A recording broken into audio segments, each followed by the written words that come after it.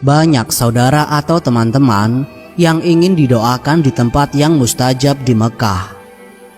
Maka tidak jarang di antara jemaah umroh maupun jemaah haji masih kebingungan di mana saja tempat yang paling mustajab untuk berdoa di Mekah.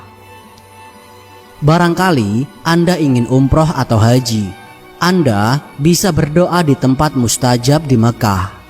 Atau mungkin barangkali saja ada sanak saudara yang sedang berumroh. Anda bisa titip doa di tempat-tempat mustajab di bawah ini. 1. Multazam. Multazam adalah sebuah tempat di antara Hajar Aswad dan pintu Ka'bah. Tempat ini diyakini oleh semua ulama sebagai tempat yang paling mustajab untuk berdoa di sekitar Ka'bah. Hal ini didasari dengan sebuah hadis riwayat sahabat Abdullah bin Abbas radhiyallahu anhu, bahwasanya Rasulullah shallallahu alaihi wasallam bersabda, "Multazam adalah tempat dikabulkannya doa. Tidak ada satupun doa seorang hamba di multazam kecuali akan dikabulkan." Hadis riwayat Ahmad. Maka tidak heran jika banyak sekali orang-orang yang berdesak-desakan hanya untuk dapat berdoa di multazam ini. Jika memang kondisinya tidak memungkinkan, lebih baik jangan dipaksakan. Karena bisa jadi Anda mengejar sunnah, namun malah dosa yang Anda dapatkan. Karena dengan berdesak-desakan bisa melukai dan menyakiti perasaan sesama muslim. Kedua, Hijr Ismail. Tempat ini juga tidak kalah ramainya dengan multazam. Karena tempat ini adalah tempat favorit kedua setelah multazam. Maka tidak jarang di tempat ini selalu penuh sesak dengan jemaah yang ingin sholat dan berdoa di sana. Dulunya Hijr Ismail memang masih termasuk bagian dari Ka'bah.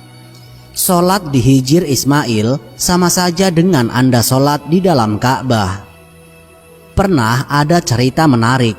Waktu itu ada seorang ustadz yang sholat di Hijr Ismail. Namun sholatnya tidak menghadap Ka'bah, melainkan membelakangi Ka'bah. Para polisi yang bertugas di sekitar Hijr Ismail langsung menggiring ustadz tidak ternama tersebut ke bagian kantor Hayah Amar Ma'ruf Nahi Mungkar yang berada di Masjidil Haram. Namun, jawaban seorang syekh Masjidil Haram sungguh mencengangkan para polisi yang menangkapnya. Lepaskan orang ini, karena memang sholat di Hijr Ismail boleh menghadap dengan membelakangi Ka'bah. Dulunya, Hijr Ismail ini adalah Ka'bah. Jadi, memang diperbolehkan untuk sholat menghadap kemana saja sewaktu di Hijr Ismail. Dan akhirnya ustadz tersebut dilepaskan. Polisi yang menggelandangnya pun meminta maaf.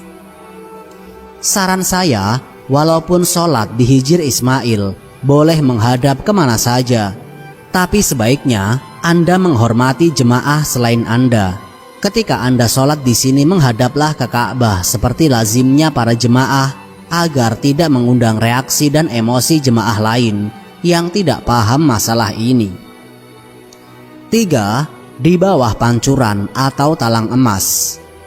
Di area Hijr Ismail ada sebuah tempat yang mana dulunya istri Nabi Ibrahim alaihissalam dan anaknya Nabi Ismail pernah tinggal di situ.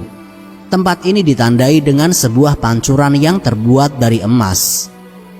Di bawah pancuran atau talang emas ini adalah salah satu tempat yang paling mustajab jika kita berdoa di sana.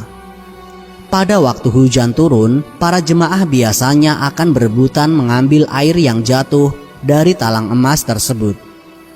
Jadi, setelah Anda sholat dan berdoa di Hijr Ismail, jangan langsung keluar dari area tersebut. Seyogyanya, sempatkan sebentar untuk berdoa di bawah talang emas. Keempat, belakang makom Ibrahim. Tempat paling mustajab selanjutnya adalah di belakang makom Ibrahim. Biasanya setelah melaksanakan tawaf 7 kali,